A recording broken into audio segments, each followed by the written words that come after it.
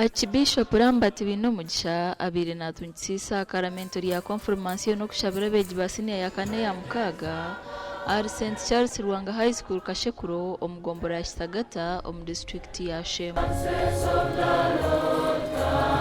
Mujara masiko ekereziye tiro kumwaka kumwaka gw'amasiko umwaka ugurukwera gwekizaguzo omutwe gwekizaguzo eki no kuba abaramaji b'amasiko Ishabari sahabwira bebembezi n'abiciriza okurekeraho kugaya abagenzi babo bari kubeta boro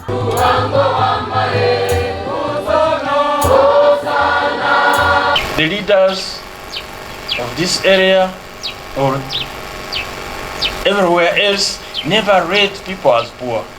There is no poor person.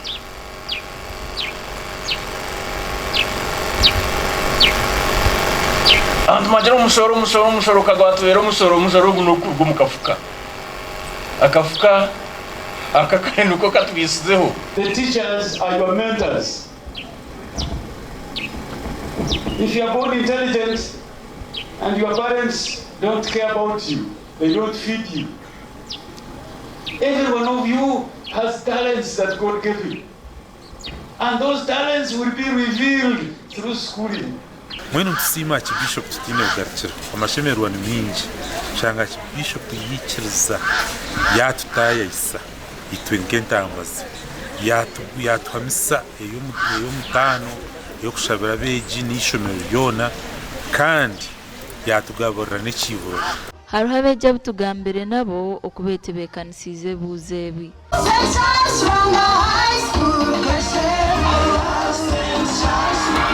kandi twatunga umugisha gwa Bishop ntwamya mbona tuzakwikajyo mwago kwisha okugera amasiko kandi tukagera amani omubitora abenti kora byona.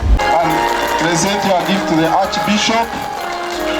Amakuru agagasha kwa Michael Atwachiri. Senior First